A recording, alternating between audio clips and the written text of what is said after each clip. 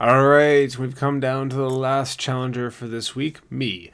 My picks for Sharpcoat Photo Challenge 4, playing with shutter speed. Here we go. Alright, so these are some shots that I tried playing around with a little bit. Here's a little effect that you guys can try. This was actually a shot of a speeding car at a slow shutter speed. So this was an effect that I saw elsewhere that I wanted to try and replicate. So how this was done, my settings were over here: 0.4 shutter speed, f4 ISO 200, and with the 50mm lens. So, or 50mm focal length rather.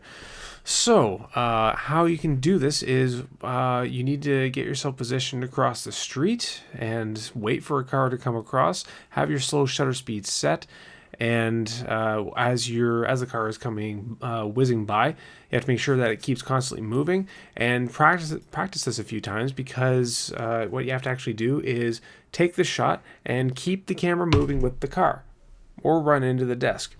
Keep the camera moving with the car, so that until the shutter is done, until it clicks closed.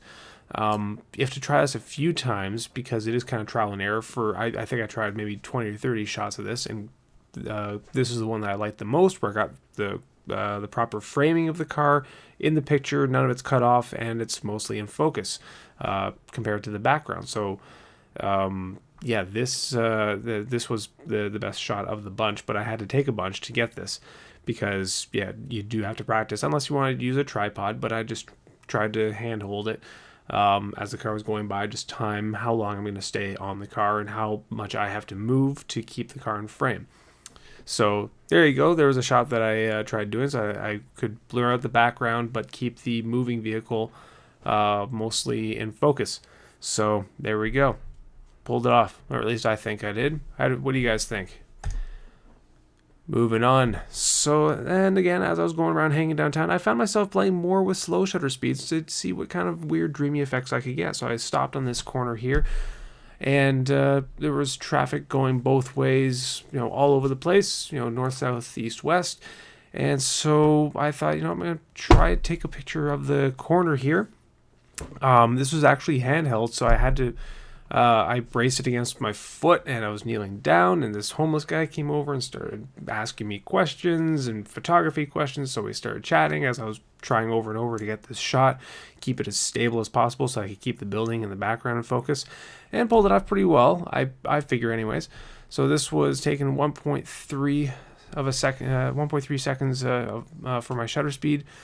F-stop f4 ISO 200 with the wide 18mm lens.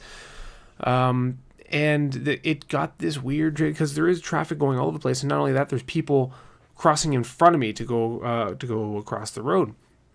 So I got a lot of blur going on from all these vehicles, all these people walking around, and it created this weird blurish. This isn't a post-processing effect, by the way. This isn't Lightroom or Photoshop. This blur that's going on all the way around, this highlight blasting blur, is the result of the photo that was taken. So it's a result of the people, mostly the people walking in front of the frame, and yeah, so that's how I got that shot. I don't know, what do you guys think of that? Moving on. And today, you might recognize this little guy if you saw Bang's critique of his photos. So yeah, we both went we both went hiking on the same hike and came across the same birds, so took a lot of the same shots. This I had the 135 mils, so I got a lot. I got pretty close to this guy, and this was one that I grabbed because he was speedy. He didn't stay for very long in one spot. He would just fly all over the place, and so he was not keeping still. So it was really a struggle to keep up with him, grab a shot of him, while I tried even to get an action shot of him. So him in mid-flight, completely difficult, really difficult to get, because really he moves so quickly. So he's a bird, that's what he does. So this was him just getting ready to take off. So I figured, what, good enough, because he moves very quickly anyways. This one here. So this one here, I had my shutter speed picked, so I was all the way open at f2, ISO 400 and 1/8000 for my shutter speed to make sure that when I got him, I didn't miss him. He wasn't going to be blurry. And that is also why I included these next couple shots in here. This is the best shot I got of him. Mwah, I love this shot. I actually didn't notice him at first, but for a while he kind of vanished, and then I turned around and he had perched on the branch of the tree directly behind me, very close. So kind of very slowly turned around, got the camera up, got a couple shots off. This was the best one. I think I'm very proud of this one. And because I got the focus right on this guy's eye. I've got to name the bird Stu. I got focus right on Stu's eye, and there was this whole mess of branches going on around him in the background, so the background was nice and busy. He's a beautiful looking bird. I like him. And this next shot I kept in here just to show why I almost kept this one. I like his posture on this one so better. You can see all of him. In this one, the branch is crowding him a little bit. You're losing the tail.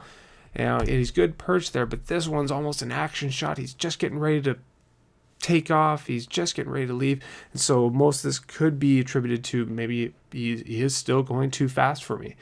I got most of him in focus, but that's the killer for me. He's not in total focus. His eye, for the most part, his eye is not in focus. That's what kills it for me. So it's almost there, not quite. That's why this would be my favorite of this week, because I got all of him in focus. This last one, it's almost quite there, but I just got soft focus on him. It could have been me moving. It could have been he was moving too fast for the shutter. I don't know. But that's the one that kills it. Otherwise, I like that posture a little bit better. But this one, I definitely don't mind. I dig it. He's a beautiful looking bird, Stu.